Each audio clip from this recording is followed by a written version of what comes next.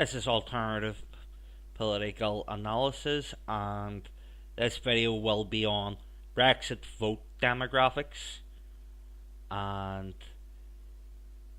it should be noted that 65% of 18 to 24-year-olds voted for Remain, whereas 24% of 18 to 24-year-olds voted for Leave, and 45% of 25 to 49-year-olds voted for Remain, and 39% of 25 to 49-year-olds voted for Leave, and 35% of 50 to 64-year-olds voted for Remain, 49% of 50 to 64-year-olds voted for Leave, and 33% of over 65s voted for Remain, whereas 58% of over 65s voted for Leave.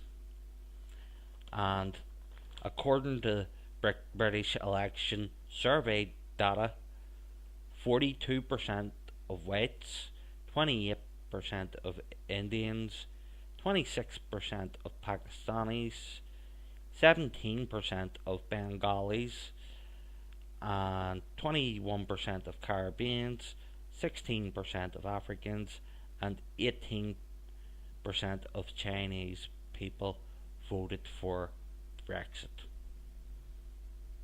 Now, I have a question for certain bitter Remainers. Were they all racist? Were they all right-wing Tories? Anyway, also on the ethnic and cultural demographics of the Brexit vote, I noticed that the three Britannic nations, England, Wales and Cornwall, all had pro-Brexit majorities. It's like the Britannic cultural identity was important in relation to the referendum. And on that, I will give you the Brexit vote demographics in relation to Western Europe. Over 15 million English people voted for Brexit. Over 1 million Scottish people voted for Brexit. Over 855,000 Welsh people voted for Brexit.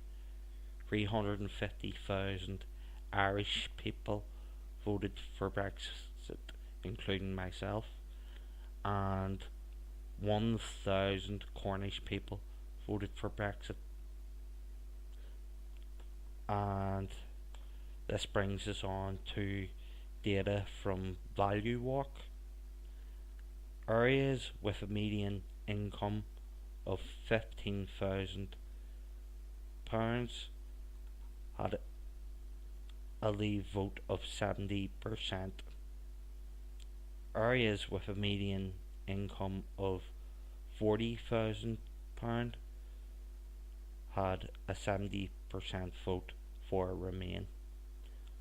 So that shows you that the working class voted for Brexit, whereas the middle class and upper class voted for Remain.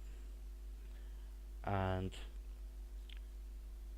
areas with 5% migrant population voted 56% for Leave, and areas with 60% migrant population voted 30% for Leave, which shows that certain demographics of recent arrivals to Britain were less likely to vote for Brexit as opposed to people who had been in Britain for generations.